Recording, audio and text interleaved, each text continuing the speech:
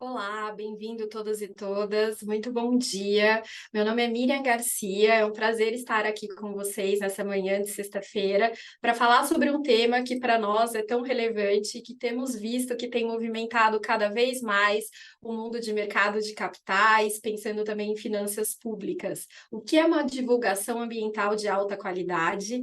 Neste evento, reunindo experts brasileiros, a Helen, nossa colega do CDP Global, uma expert do Reino Unido, vamos fazer um balanço de como promover as melhores práticas. Então, sejam todos muito bem-vindos mais uma vez. Eu vou passar agora a palavra para a Juliana. A Juliana é gerente de mercado de capitais aqui do CDP América Latina e nos dará as boas-vindas para esse evento. Juliana.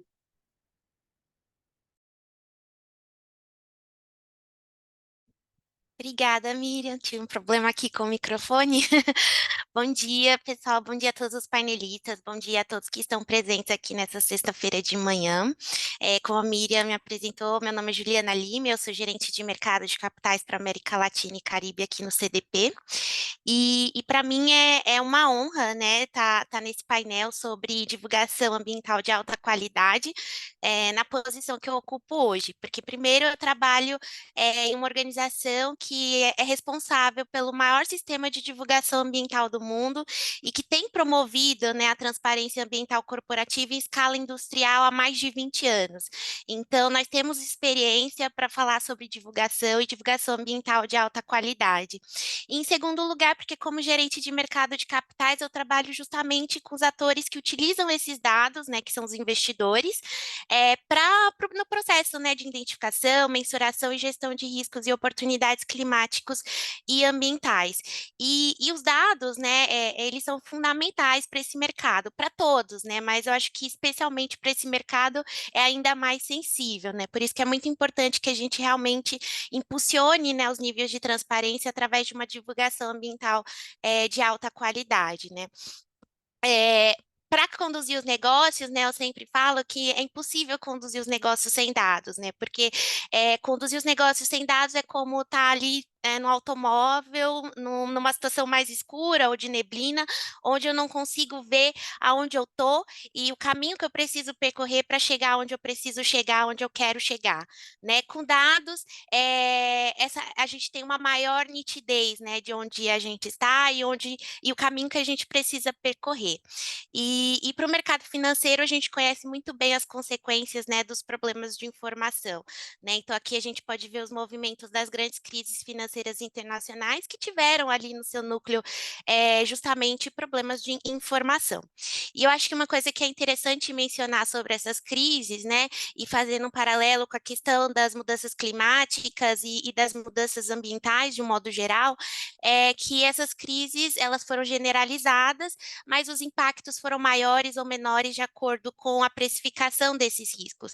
Então, as organizações que tinham isso precificado foram mais resilientes do que aquelas que não tiveram, né? É óbvio que não dá para atuar no que a gente chama de first best, mas com dados e com a devida precificação a gente consegue aí alcançar pelo menos um second best.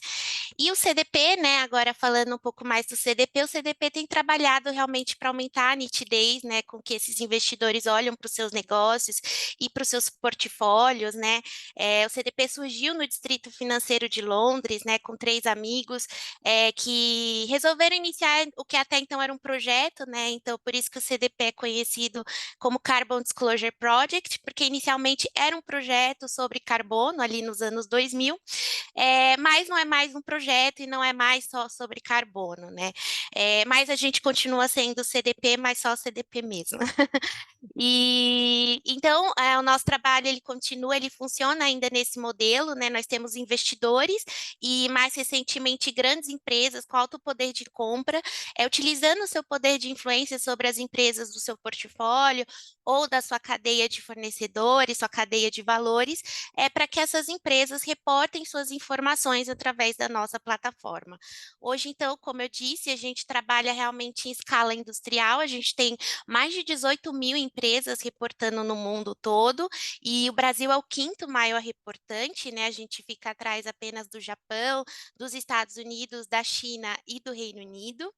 É, E o CDP, ele não cria frameworks ou standards, né? Ele alinha o seu questionário aos principais standards e frameworks globais, né? Como a gente pode ver nesse slide aqui, né? E com isso a gente consegue, né, oferecer para os nossos stakeholders, né, sejam eles governos, empresas, né, ou investidores, dados que são padronizados, né, porque a gente faz com que todas aquelas empresas de diferentes países e diferentes regiões do mundo falem uma mesma língua, né, e falando uma mesma língua, os investidores também de diferentes regiões do mundo conseguem utilizar esses dados, fazerem suas análises e comparar, né, o desempenho, a performance ambiental, dessas diversas empresas. E a divulgação, né, aqui a gente costuma dizer que ela não fica só, né, na divulgação. A divulgação, né, uma divulgação de alta qualidade, como a gente vai ver mais para frente, é uma divulgação que apoia, né, as empresas, as organizações a se orientarem dentro de uma trajetória sustentável. Então, a partir da divulgação, né, a empresa ela passa a ter maior consciência dos seus negócios, ela começa a ter consciência daquilo que ela faz, daquilo que ela não faz, mas precisa fazer, e com isso ela consegue fazer uma melhor gestão de riscos e oportunidades e agir sobre o impacto, assumindo aí uma posição, né, de liderança. Então, esse é o roteiro, né, para promover a transição, né, feito pelo CDP. Então, inicialmente, né, o roteiro começa justamente na divulgação, porque através da divulgação eu vou conseguir justamente obter essa consciência, essas métricas de impacto dos meus negócios e vou poder fazer uma melhor gestão de riscos, e oportunidades, né? É muito importante também que a gente assuma compromissos, metas e metas baseadas na ciência, né? E mais do que dizer quanto e quando a gente vai reduzir, é importante também mostrar o como. E por isso que é cada vez mais importante, e pensando também numa divulgação de alta qualidade, que essa divulgação também contemple a questão dos planos de transição, né? Planos de transição que são flexíveis, ou seja, eles são revistos e atualizados no curto prazo, e o curto prazo aqui a gente fala num prazo de pelo menos 5 anos, eles são cruciais para que a gente atinja ali os objetivos, né, de longo prazo, e esses planos de transição, obviamente, precisam ser divulgados, né, ao público, e iniciando novamente essa trajetória. E aí, um dado que eu trago muito interessante dos nossos dados de 2022 é que o segundo risco, né, relacionado ao clima de uma organização, né, foram a regulação emergente. E atrás apenas da regulação atual. Ou seja, a regulação tem sido fundamental, seja a regulação vigente, ou seja aquela que ainda está emergindo, para que as organizações se movam aí numa trajetória de sustentabilidade, né? E aqui estão os dados, né? A gente consegue ver esse crescimento significativo no número de divulgação corporativa ambiental e também de compromissos via Science-Based Targets, mas como eu mencionei, ainda existe uma lacuna em termos de planos de transição, né? Como a gente pode ver também nesse gráfico, os planos de transição, eles se mantiveram praticamente constante ao longo dos anos, e hoje a gente tem cerca de 4.100 empresas que divulgaram que possuem planos de transição alinhados a 1,5 grau Celsius. Então, também quando a gente pensa numa divulgação obrigatória de alta qualidade, é importante também a gente incorporar os aspectos relacionados a plano de transição para que a gente realmente entre nessa era de ação, né, e transformação climática. O CDP tem todo um trabalho sobre isso, né? Eu falei disso também no nosso painel na quarta-feira, né? Então ficam aqui alguns materiais para que vocês possam acompanhar. E aí aqui são alguns indicadores, né, que nós conseguimos ver, né, para avaliar a credibilidade de planos de transição, muito alinhado também aos principais frameworks, standards e regulações emergentes, como a gente pode ver brevemente nessa tabela, mas ainda existe uma lacuna, porque daquelas 4.100 empresas que divulgaram que tem um plano de transição alinhado a 1,5 grau Celsius, somente 81 cumpriram os 21 indicadores que o CDP levantou para que uma empresa tenha um plano de transição confiável, né? A maior parte das empresas, né, 12.737 empresas, divulgaram menos do que 7 indicadores para promover essa transição de maneira crível. E aqui eu trago um pouco da quebra regional, né? O Brasil, como eu mencionei, é o quinto maior reportante, e das empresas que reportam ao CDP, apenas uma empresa tem um plano de transição crível. E aí, para finalizar um pouco, aqui eu trago o nosso Corporate Environmental Action Tracker, onde vocês podem conferir, então, o desempenho, né, a performance dessas empresas em termos de ação climática. E aí eu trago também um outro ponto que vai ser trabalhado mais tarde, que a gente tem uma cobertura muito grande, né, dos índices, dos principais índices de mercado, como a gente pode ver aqui, pelo FTSE 100 e o S&P 500, mas ainda assim a gente só tem cobertura de 16% das emissões globais. Isso significa que a gente precisa também atingir empresas de capital fechado e empresas também de menor porte, né? É extremamente importante impulsionar o disclosure, a divulgação dessas empresas também, até para que a gente também tenha uma maior rastreabilidade de escopo 3, que também é uma lacuna que a gente percebe tanto das organizações quanto das próprias regulações vigentes, né? E aí a gente pode ver um pouco daqui nos números de como as empresas estão reportando aí suas emissões. Então, uma grande parte tem reportado escopo 2, né, com muita facilidade, como a gente pode ver. Escopo 1 também tem um número significativo, mas escopo 3 ainda é um desafio. E ainda mais desafiador são aqueles dados com verificação, e a verificação é importante justamente para aumentar aquela nitidez que eu mencionei inicialmente, para que a gente possa trabalhar com os dados e ter confiança nos dados com os quais a gente está trabalhando. E apenas 1.750 empresas têm escopo 1, 2 e 3 verificável. Então, é isso, a gente tem um longo trabalho, mas agora eu passo para a Miriam para a gente continuar e ver o que é uma divulgação, né, obrigatória de alta qualidade, que cobre algum desses pontos que eu trouxe aqui nessa abertura, mas muitos outros que vocês vão poder acompanhar ao longo desse painel. Então, muito obrigada a todos e segue com você, Miriam. Muito obrigada, Juliana, por trazer essa apresentação do que é o CDP, da importância da transparência. Aqui no CDP, né, no logo do CDP, vocês vão ver que está escrito Disclosure, Insight and Action. Então, para nós, a transparência é uma jornada para que a gente possa ter melhores evidências para tomadas de decisão, tanto pública quanto privada, que possa nos levar a esse caminho, a essa trajetória de um desenvolvimento de baixo carbono. Essa trajetória, como a Juliana colocou aí, é uma trajetória que tem como uma meta 2050, que são as metas net zero, mas que precisam de implementação agora. É isso que a ciência nos diz. Muito do que será feito daqui até 2030 determinará o nosso futuro. Não adianta esperar a tecnologia de 2049 para colocar os planos em ação. Precisa ser feito agora. Isso é relevante, isso é importante, isso conta do ponto de vista de ciência climática e também tem relevância do ponto de vista político, do ponto de vista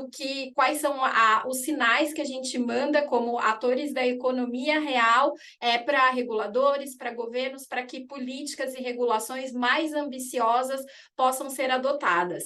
Então, para poder fazer esse gancho, para poder falar sobre como ter um reporte mandatório de alta qualidade, é uma honra ter a minha colega global, a Helen. A Helen é diretora associada de engajamento político do CDP Global. Ela fica baseada em Berlim, tem toda essa visão, então é um prazer tê-la aqui conosco nesse evento para contar para o público brasileiro os mais recentes avanços do CDP nessa temática. Helen, seja muito bem-vinda. Wonderful. Thank you so much. So, hello everyone. My name is Helen Finlay. I'm the Associate Director at CDP for Global Policy Engagement, and it's a pleasure to present to you today the recently published CDP policy brief on high quality mandatory disclosure. The principles aim to facilitate the development of high quality environmental disclosure policies and regulations across the globe. Next slide, please.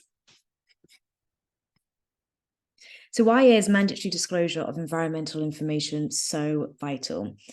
Environmental disclosure serves as the cornerstone for action by corporations and financial institutions.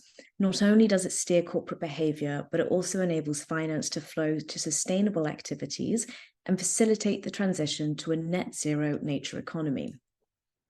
CDP has seen exponential growth in the number of companies disclosing to our climate, water, and forest questionnaires over the years.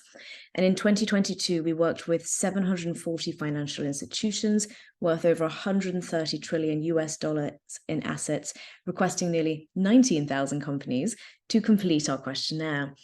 But despite this progress that we've seen in voluntary disclosure, there are significant gaps that we see through the information reported to us. So these gaps in quantity and quality of environmental information will continue to persist unless policymakers and regulators take action to address the shortcomings in the information that corporates and capital market actors report. And it's only through stronger action from governments that we can truly deliver consistent, comparable, and decision-useful data that's the foundation for environmental transparency and accountability.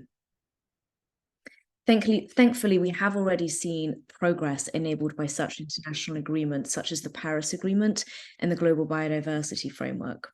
These have spurred on a wave for environmental disclosure policies and regulations in recent years. And this is why we're thrilled to be launching this report that assesses the state of environmental disclosure policies and regulations across G20. So slide 3, we're actually already on slide 3, which is great. So in this study that we did, we looked at G20 nations.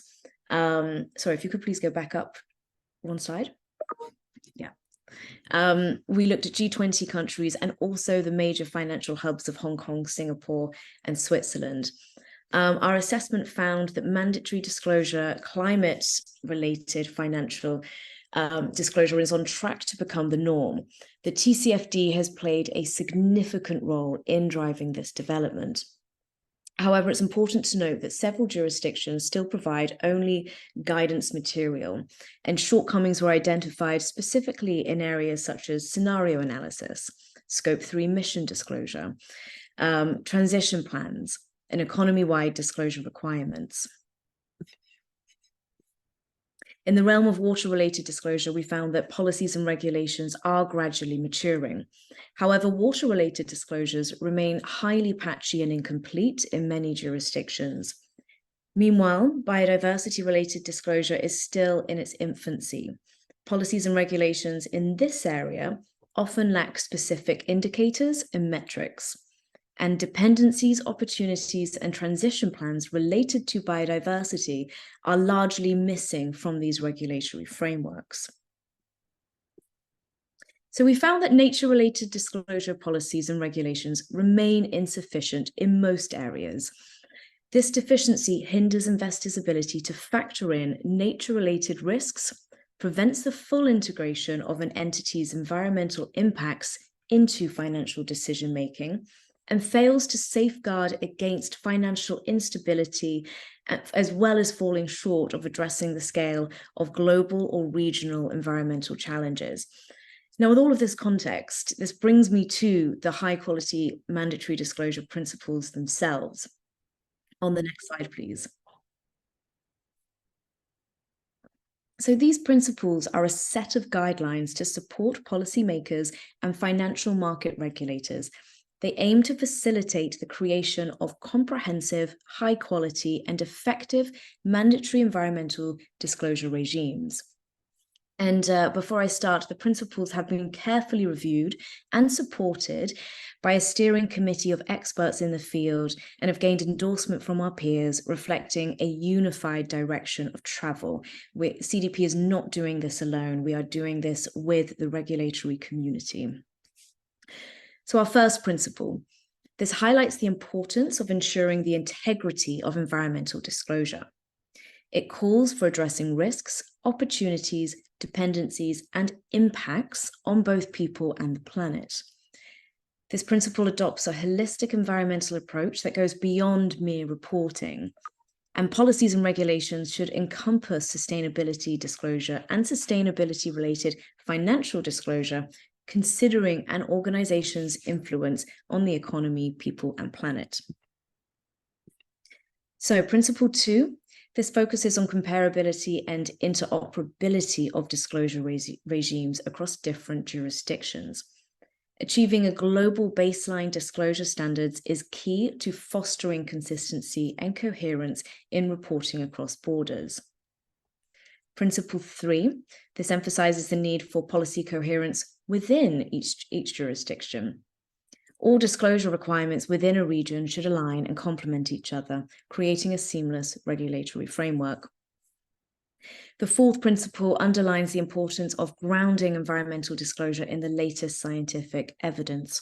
A solid scientific foundation is crucial for unleashing the transformative potential of disclosure. And the fifth principle broadens the scope to include business and financial institutions. It recognizes that disclosure efforts must encompass a wide range of stakeholders for a comprehensive understanding of environmental impacts. Next slide, please. So Principle 6 is about paving the way for economic transformation.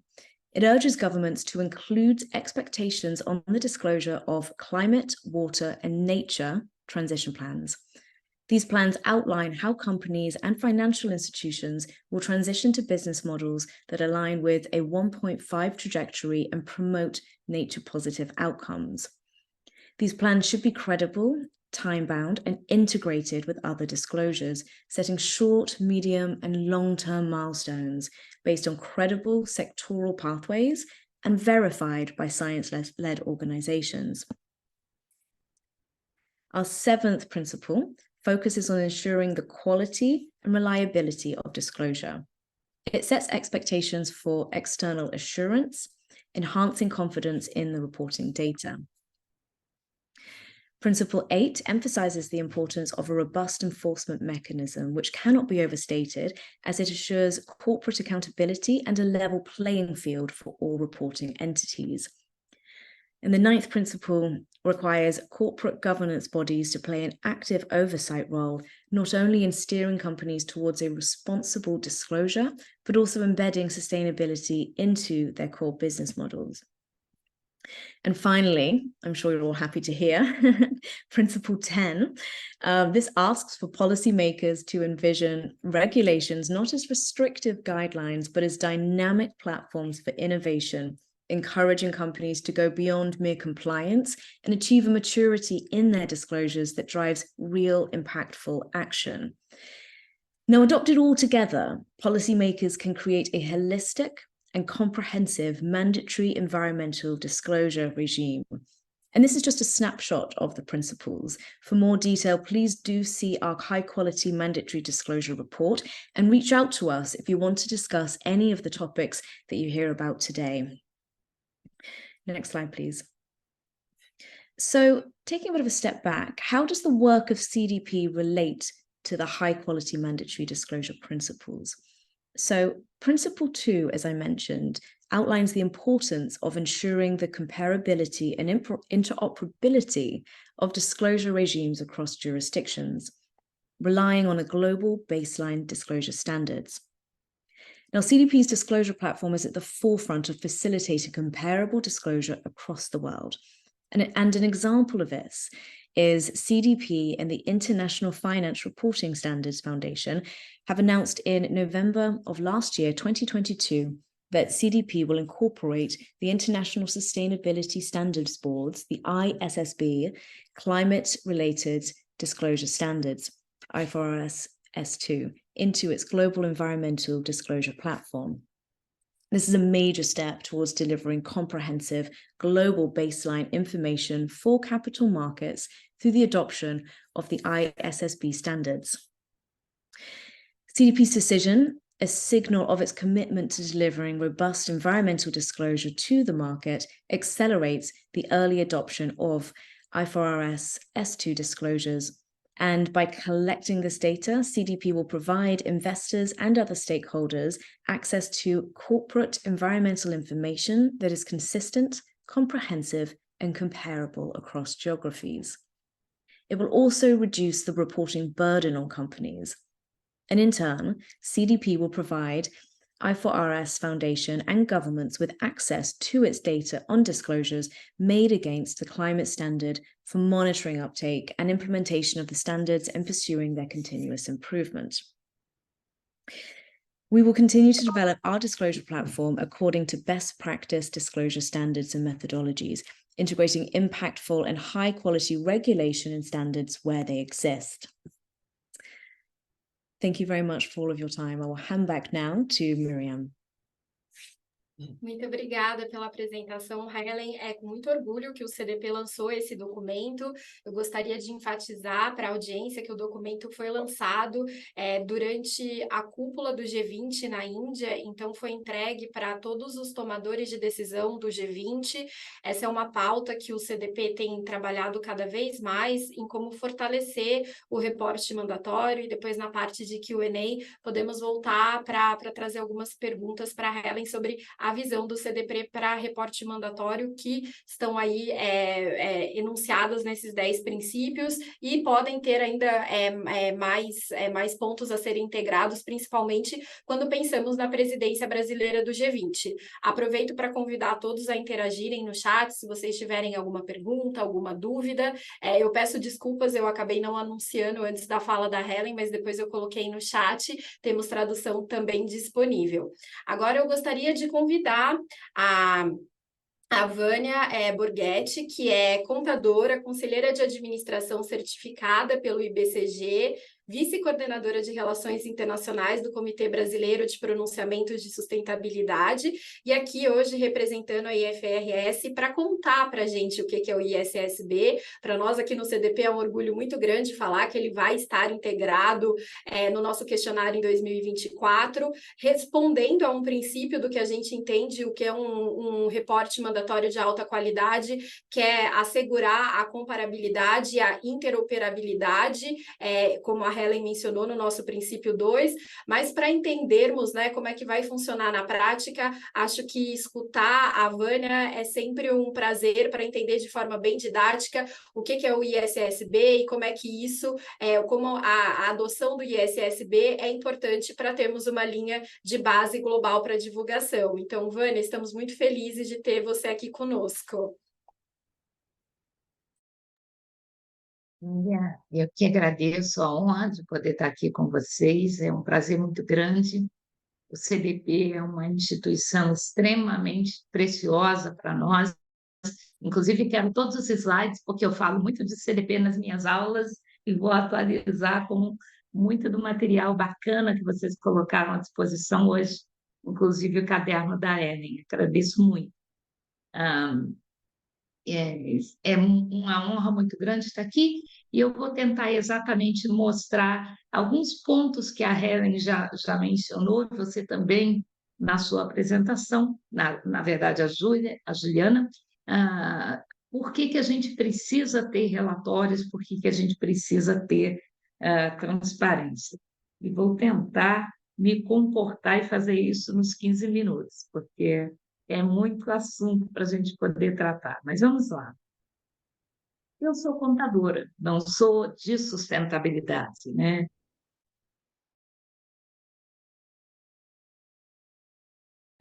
Entendo muito de transparência de mercado. E entendo que, na verdade, os usuários, os stakeholders,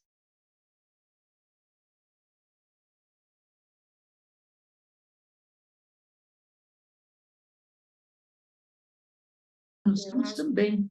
Se os gestores não têm informação de boa qualidade, eles podem tomar decisão de gestão crente que vão ter um efeito A e acabar com um efeito B.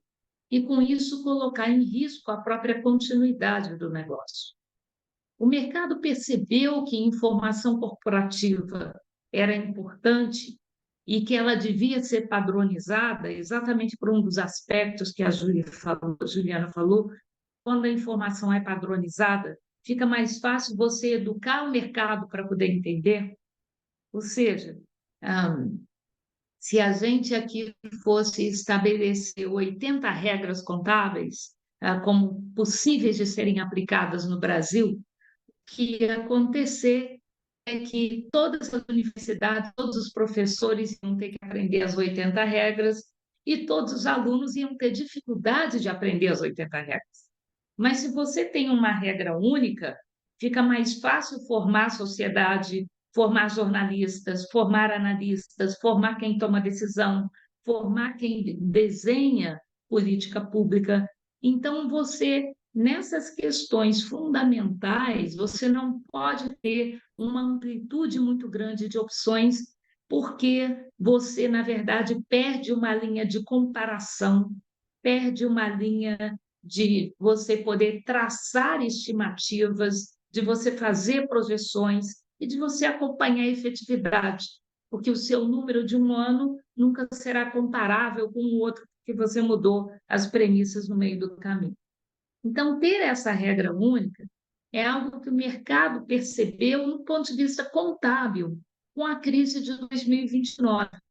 Então, a partir da crise de 2029, você começou a estabelecer leis societárias que, dentro de uma jurisdição, fizesse com que a apuração contábil se tornasse uma só dentro do país. Depois, com a globalização, nós percebemos que, com as empresas fazendo negócio fora das suas jurisdições, essa regra contábil precisava ser não só apenas dentro de um país, mas global. E se começou, então, um esforço para se implementar uma regra contábil global, que hoje é a IFRS, a mais usada no mundo inteiro. E como a gente conseguiu isso? Começou, então, a se perguntar muito. Resolvemos a questão da informação contábil, ela não é perfeita, por isso nós temos IFRS novos sendo lançados o tempo inteiro, mas ela é suficiente para você capacitar o usuário para usar informação de qualidade, confiável, para poder tomar decisão. Surgiu, então, a questão, mas informação financeira é suficiente? Como contador, eu adoraria te dizer que sim, né? Que o débito e o crédito são mais do que suficientes para dar respaldo para o processo decisório. Mas nós temos que reconhecer que a contabilidade não é capaz de captar tudo e não é perfeita naquilo que ela capta. Então, na verdade, a informação financeira, por mais que ela já tenha décadas de tradição, de metodologia, de auditoria, de reconhecimento, ela é apenas a ponta de um iceberg. Existe toda uma gama de informações corporativas que ela não consegue captar. Essa gama geralmente se refere a informações ambientais, sociais e de governança, que muita gente chama de informação não financeira, quando, na verdade, exemplos no Brasil e no mundo mostram que empresas que estavam muito bem do ponto de vista financeiro enfrentaram sérias dificuldades por questões que estão muito mais relacionadas às questões sociais, ambientais e de governança do que a capacidade da empresa em vender produtos e serviços e desempenhar o seu negócio. Em outras palavras, é muito bom que nós tenhamos uma ponta do iceberg firme, de qualidade, bem estabelecida e bem organizada. Mas o que afunda navios é a parte de baixo do iceberg, aquela parte que não se vê. Então, se chegou à conclusão que a gente precisava trazer transparência também para as informações de natureza ESG. Por quê? Porque se elas não forem bem administradas, elas deixam de ser informação não financeira e se tornam informação pré-financeira, ou seja, mais cedo ou mais tarde elas vão estar impactando o fluxo de caixa da empresa da mesma forma.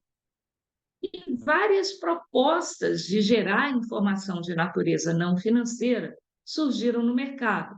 O GRI e o SASB são os frameworks mais conhecidos, o Shift de Human Rights, os ODS, que não são uma plataforma de reporte, mas acabam induzindo ao reporte, o CDP, que vocês falaram aqui e representam, que não é uma plataforma de reporte, mas um grande repositório de informação que permite para o mercado ter essa informação já padronizada, filtrada e verificada para ser usada para tomada de decisão, o TCFD, instituído pelo Financial Stability Board, com o objetivo de mensurar clima, e por aí vai.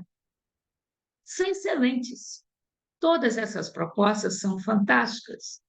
O grande problema é que, como a Helen falou, elas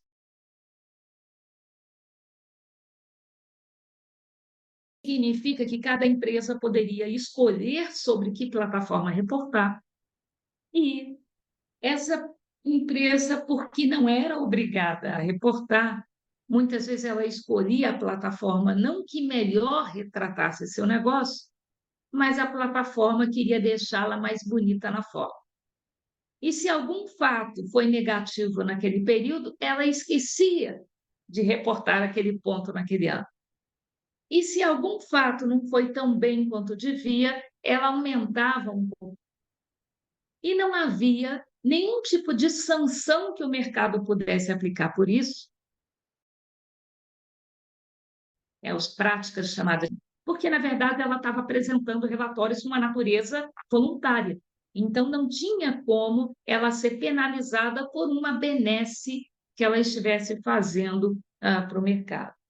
Então, o mercado percebeu que continuar com aquela pluralidade de perspectiva de reporte, que o mercado chama de sopa de letrinha, prejudicava a comparabilidade e prejudicava, inclusive, você comparar a empresa com ela mesma. Porque, como ela mudava os critérios de um ano para o outro, você não podia medir a efetividade, a performance da empresa, e nem em relação a ela mesma, muito menos em relação aos seus concorrentes.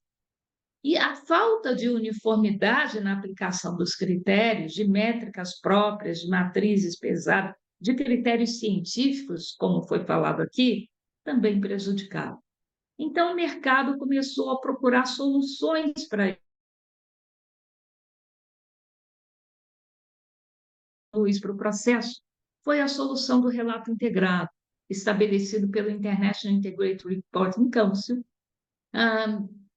que não é uma nova modalidade de reporte para se somar aos que a gente viu na tela anterior, mas uma proposta de você usar as demonstrações contábeis como âncora. Por isso, relato integrado.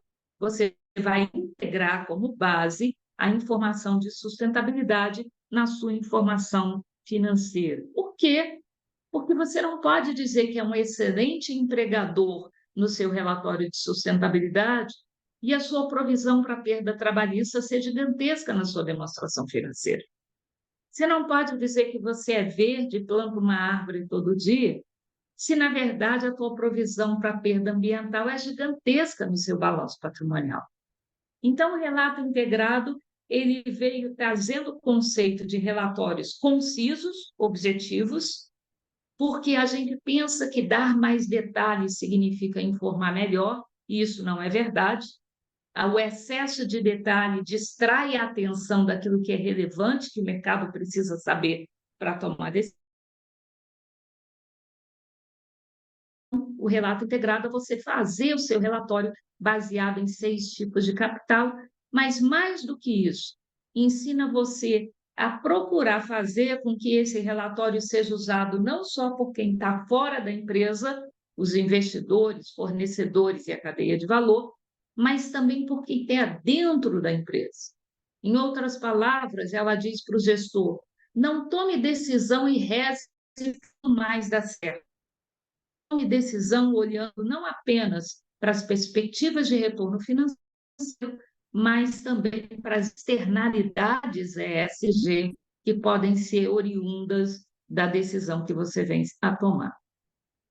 Chegando à conclusão de que informação de qualidade tem valor, chegou-se a precisar transformar, então, frameworks de reporte de habilidade em standard, porque o framework ele dá apenas a moldura, o piso, o teto, a amplitude, mas ele não dá as bases, ele não dá as métricas, ele não dá os critérios.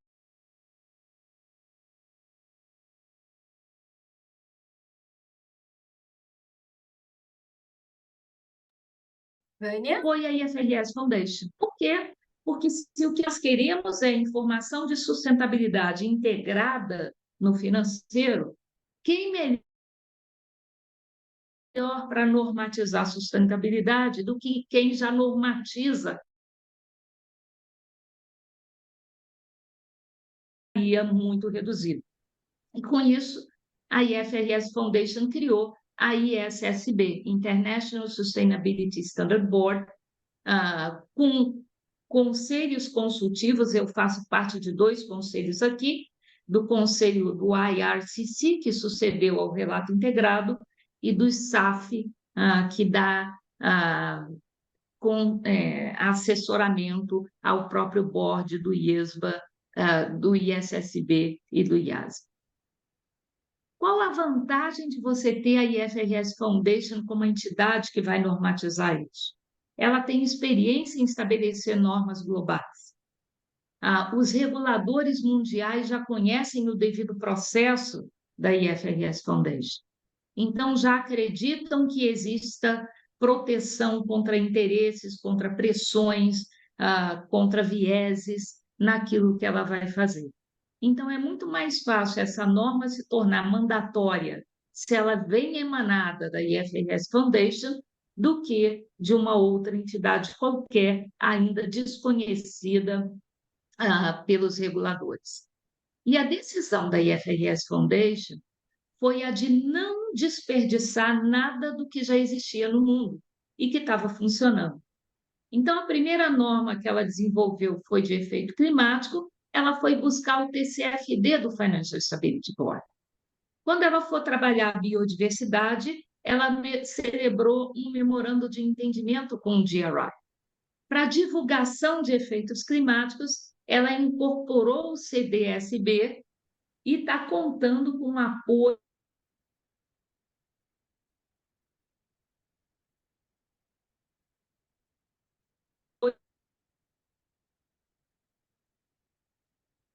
de informação do IFRS 2. Para direitos humanos, ela deve chamar o SHIFT. Para métricas, ela deve usar o IFBI, que a Universidade de Harvard está desenvolvendo, e as tabelas setoriais do SASB, junto com os conceitos do framework do relato integrado. A proposta é que você tenha como base de reporte os requisitos básicos, que são os conceitos, as definições de matrizes, como plataforma principal de reporte. Você tem uma seção que é temática, que agora é clima, mas o próximo tema depende do resultado da audiência pública que a IFRS Foundation acabou de fazer. Pode ser biodiversidade, pode ser direitos humanos, pode ser capital humano ou interoperabilidade.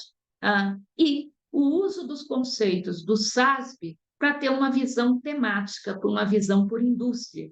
Por quê? Porque se eu estiver olhando o uso da água, os indicadores que uma empresa de refino de petróleo vai ter que apresentar, certamente serão indiferentes dos indicadores que uma empresa de educação terá que apresentar para o mesmo tema. Então, essa separação por indústria, ela é muito benéfica para o mercado ter uma visão de melhor qualidade para a tomada de decisão. O modelo escolhido é um de building blocks. A base é o financeiro, depois você coloca a peça do ESG, mas cada regulador local vai colocar ainda um terceiro bloco com aquilo que ele adicionalmente está requerendo para a sua jurisdição. É isso que o Parlamento Europeu está fazendo, é isso que a SEC está fazendo, é isso que a CVM, o Banco Central, a ANEEL estarão fazendo aqui no Brasil também. Então, esse é o modelo adotado, foi uma longa trilha, as 2 primeiras normas foram publicadas no dia 26 de junho e já aceitas, já endossadas pelo Financial Stability Board no dia 10 de julho, pela própria IOSCO, Associação Mundial de CVMs, no dia 25 de julho, e pelo Parlamento Europeu, no dia 31 de julho. em função do tempo, eu vou só pular aqui para o que já falei disso, a gente está fazendo aqui no Brasil para facilitar esse processo. Foi criado um Comitê Brasileiro de Pronunciamentos de Sustentabilidade, que vai fazer para as normas de sustentabilidade emanadas da IFRS Foundation o mesmo que a gente já faz para as normas contábeis. Serão traduzidas, adaptadas à realidade do mercado brasileiro e, então, submetidas para o endosso dos reguladores, o CFC, a CVM, o Banco Central, a SUSEP, a ANEEL e por aí vai. No evento de ontem, o presidente da CVM já anunciou que as normas do IFRS Foundation, o ISSB S1 e S2, eles serão endossados para uso voluntário, ainda na versão em inglês no mercado brasileiro, durante o exercício de 2024.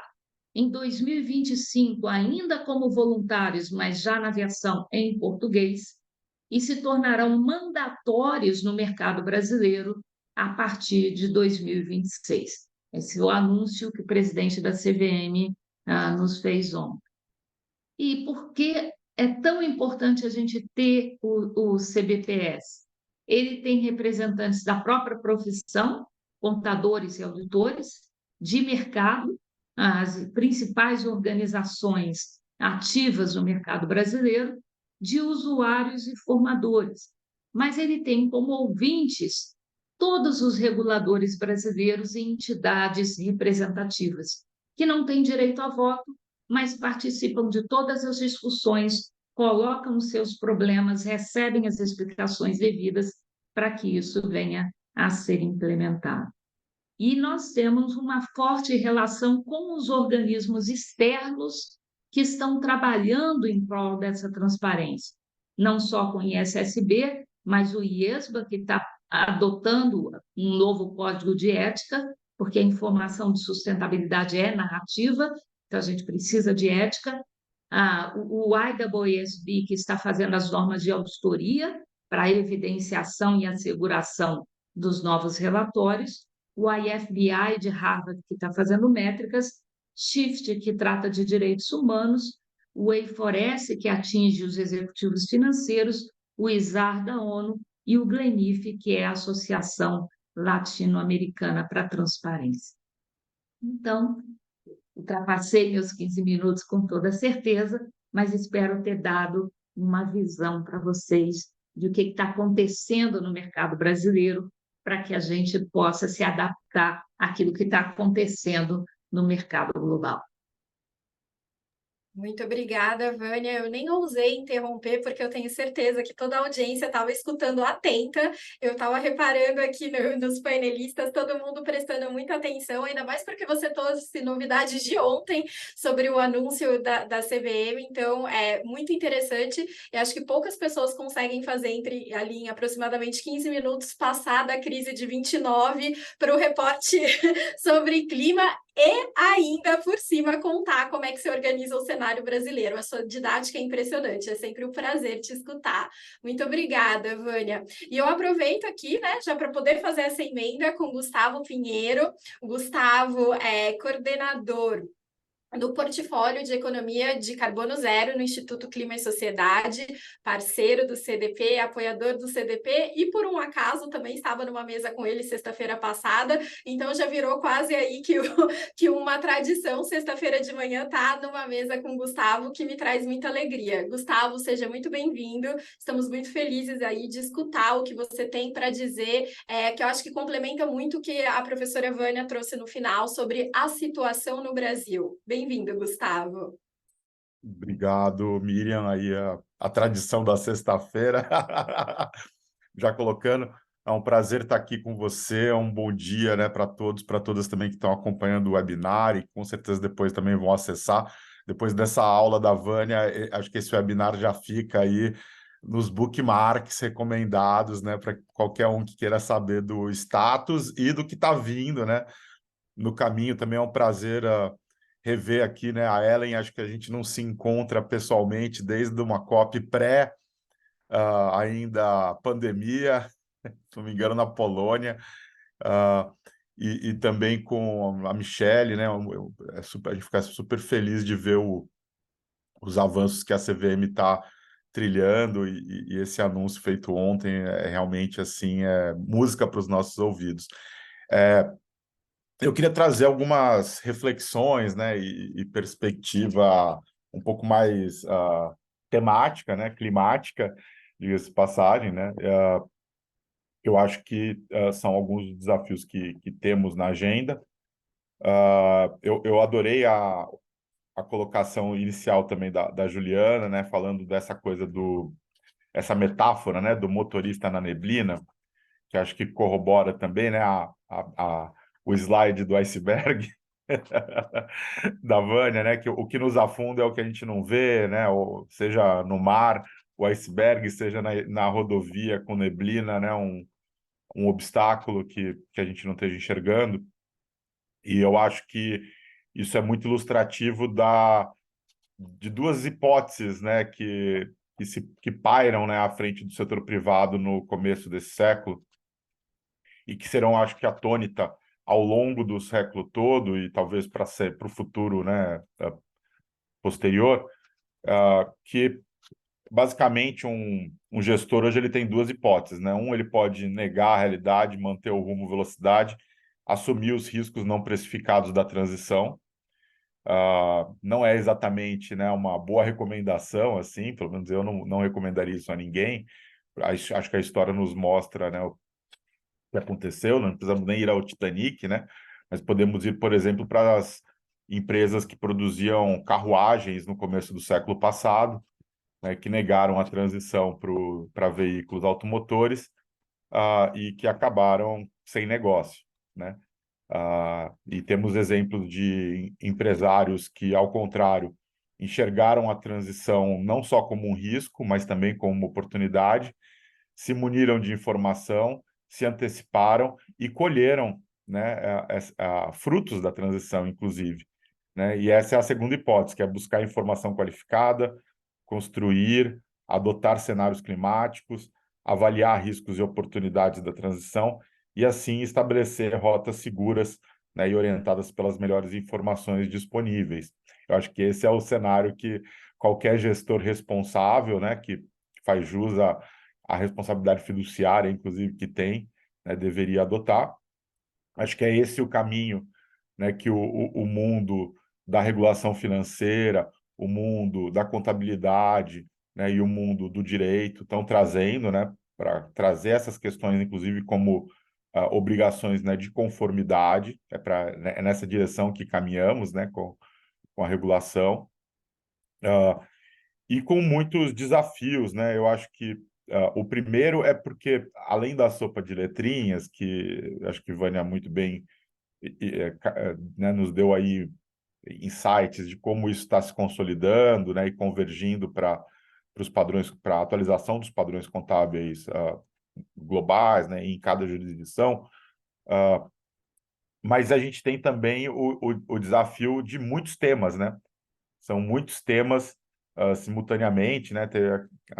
O slide da Vânia que mostrou a quantidade de frameworks, né, que já existem, né?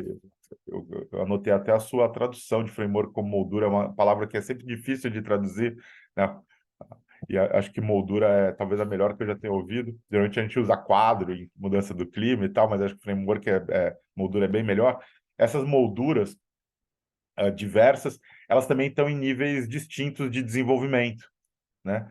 Então, sei lá, a moldura para biodiversidade, por exemplo, hoje a gente não tem equivalência, né, nenhuma para transformar riscos relacionados à biodiversidade em valores monetários, consequentemente em reporte financeiro, né? Outros, como clima, a gente tem benchmarks, né, de preço com valor de mercado de carbono, com equivalência né, para transformação de gases em impacto em temperatura, com muita informação sobre cenários. Então, eu diria que talvez, né, é o que está mais adiantado, né? Inclusive, estou toda essa ciência básica produzida é o que possibilitou que a TCFD, né, chegasse ao nível de recomendação muito específico em relação a tipologias de risco que tem que ser, né, observadas, né? A gente já tem taxonomias em construção, né, em algumas jurisdições mais avançadas que em outras, mas eu acho que talvez clima seja bom, eu vou me arriscar a dizer o único, né, mas se não o único, ou mais avançado, um dos poucos, onde a gente já tem, né, metodologias relativamente robustas, né, lembrando que nenhuma dessas metodologias é 100% robusta, né? Bom, enfim, a contabilidade é um consenso, é a construção de consenso também, né?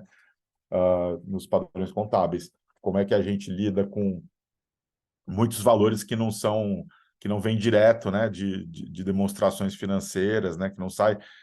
Como que a gente internaliza, né? Desde accruals e coisas intangíveis que não estão impactando direto o fluxo de caixa hoje da empresa, mas que vão, né, impactar o balanço e o fluxo de caixa em exercícios futuros. Eu acho que com o clima a gente já trilhou, né, a maior parte eu não diria, mas uma boa parte do caminho, e a gente tem a base científica robusta o suficiente para fazê-lo, de forma que, né, não à toa o IFRS, né, já saiu com o S1 e com o S2, né, nesse primeiro round.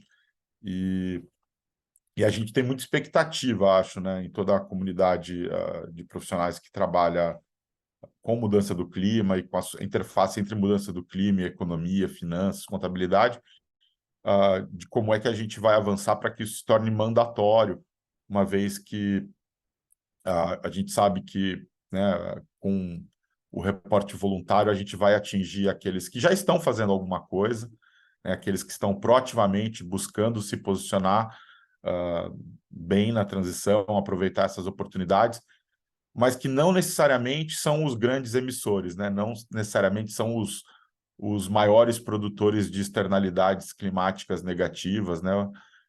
Não necessariamente são aqueles que, ao mudar o rumo da sua rota de desenvolvimento, do seu plano de investimentos, vão efetivamente fazer diferença no que tange aos impactos climáticos das atividades econômicas que produzem.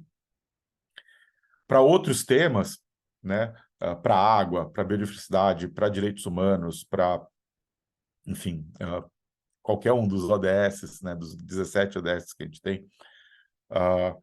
a gente tem talvez muito mais incerteza, o que nos coloca, né, desafios enormes ainda de construção, né, de molduras, né, de frameworks, o que requer um investimento enorme em ciência, inclusive, né, para que a gente possa construir equivalências, né, para que a gente possa efetivamente valorar, né, impactos, e para que a gente possa, então, precificar esse risco nas atividades, também precificar as oportunidades, né? Eu acho que é importante a gente sempre olhar para esses frames e para a atualização de padrões, não só como riscos, né?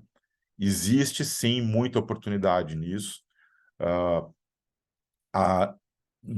É sempre lembrado, né, por exemplo, o desafio que a gente tem, porque alguns dos setores que precisam se transformar ainda são subsidiados, né? A gente tem volumes enormes de subsídios, por exemplo, para combustíveis fósseis no mundo todo, né? Tem dados aí da ordem de 4%, 5% do PIB. No Brasil, né, a gente chega a aproximadamente 2% do PIB em subsídios para combustíveis fósseis, por exemplo. Então, se alguém tem dúvidas, né, de que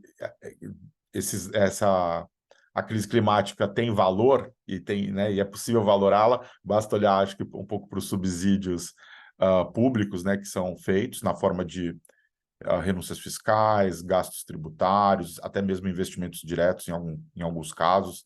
Foi lançado recentemente, né, o Plano de Aceleração do Crescimento.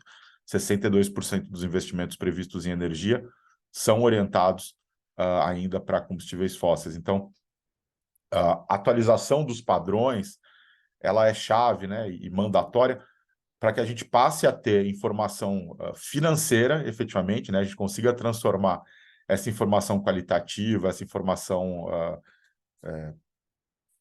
pré-financeira, né, em informação financeira, que efetivamente vai nos levar à precificação correta dos projetos, à precificação correta dos investimentos, à precificação correta dos riscos, né? A uma análise risco-retorno correta, né?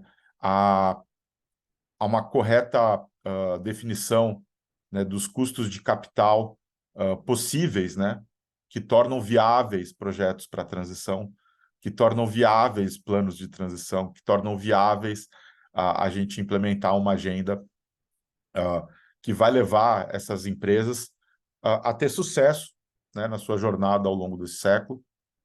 Eu tenho certeza que, assim como um século atrás, né, nós vimos um grande processo de transformação em quais são os setores, né, mais pujantes da economia.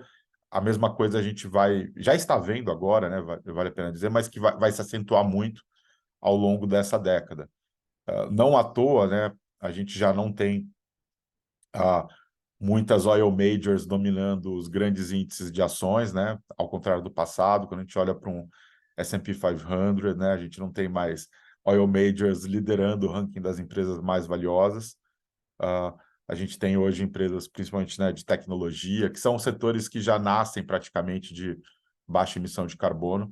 Eu acho que esses são sintomas que o mercado começa a nos dar, que mesmo antes da gente ter a precificação, mesmo antes da gente ter essa representação, né, com informações financeiras, com novos padrões contábeis desses riscos e das oportunidades da transição, o mercado de capitais já está precificando isso.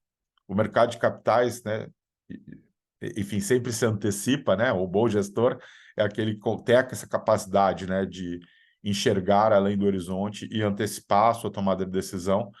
E eu acho que na última década a gente tem sintomas muito fortes, né, desse reposicionamento de setores entre, né, as ações mais valiosas, como uma medida de que o mercado já está precificando esse risco no horizonte, já está precificando também as oportunidades e já está olhando para emissões de gases de efeito estufa como um fator de competitividade, né, corporativo, assim como outros riscos, eu acredito que cada vez mais vão ser observados como fatores de competitividade corporativa, sejam riscos relacionados à agenda de direitos humanos, sejam riscos relacionados, né, a impactos na biodiversidade, a sua conservação ou a sua destruição, e assim como, né, a cada século eu acho que a gente tem inovações no mercado financeiro em termos, inclusive, da incorporação de valores, né, valores humanos, como definidores daquilo que tem ou que não tem licença social para existir,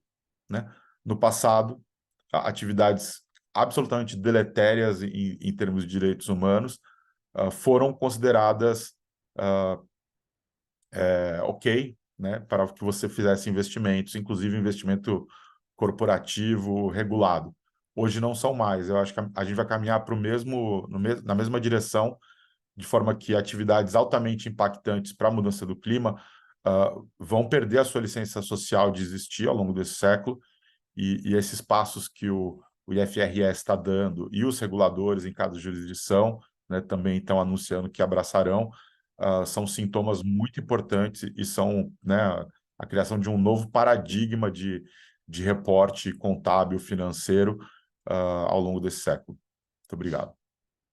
Obrigada, Gustavo. Desculpa te interromper, que a gente já passou aqui da hora e eu gostaria muito que a gente tivesse as últimas palavras da Michele Faria. É um prazer ter a Michele aqui com a gente. Obrigada, Gustavo, que eu acho que já deixou ali pronto para fazer o gol, né, de como essa importância da jurisdição, como a importância, né, da política pública como a outro lado da moeda do mercado de capitais, para que essa alocação dos fluxos financeiros possa ser feita não só de forma transparente, mas da forma que possa melhor beneficiar o bem público, inclusive o combate à mudança do clima. Então, eu gostaria de passar agora para a Michele da Rocha, que é economista formada pela Universidade do Estado do Rio de Janeiro, é servidora efetiva da CVM e está aqui com a gente hoje para poder fazer os comentários finais desse excelente webinar que trouxe aqui tantas perspectivas, né, sobre a importância de termos reporte mandatório e de alta qualidade e as tendências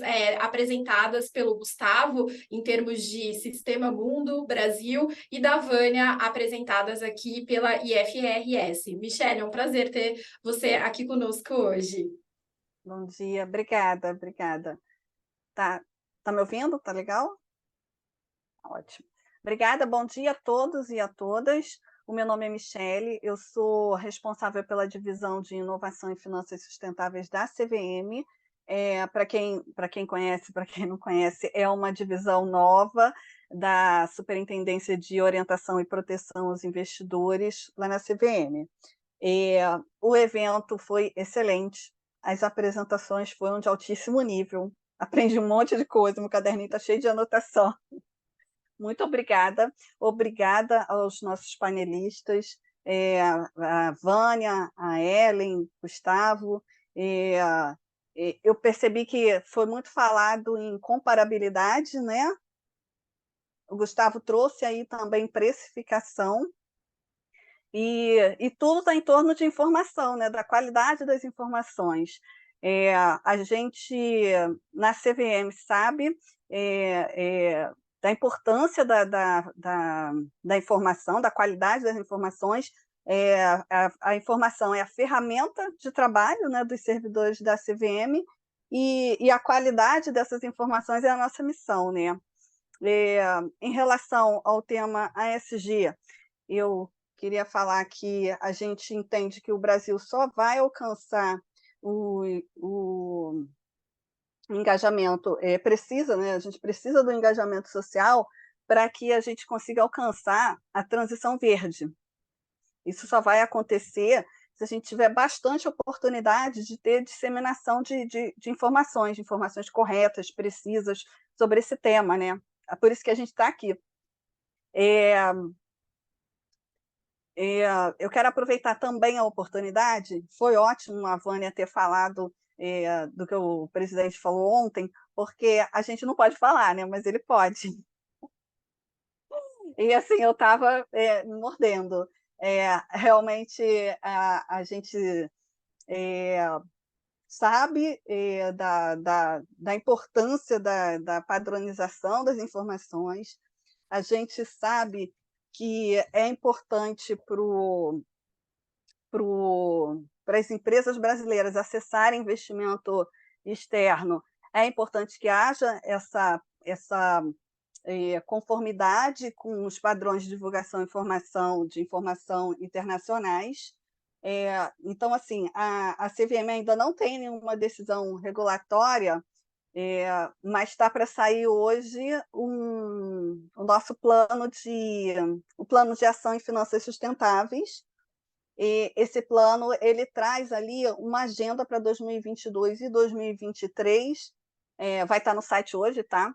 Até o final do dia entra lá, e aí lá fala já uma previsão de quando tem alguma manifestação da CVM em relação à incorporação, né, ao ISSB.